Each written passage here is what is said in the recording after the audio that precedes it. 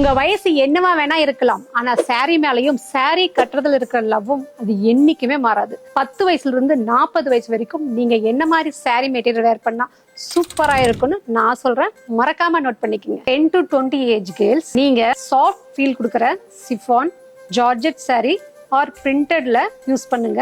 ரொம்ப அழகா இருப்பீங்க. 21 to 30 ஏஜ் யூத் எல்லாம் ஆஃபீஸுக்கும் அவுட்டிங்க்கும் கிளாஸி லுக் தர மாதிரி linen and cotton silk try பண்ணுங்க. மாடர்ன் லுக்ல மர்சலா இருப்பீங்க.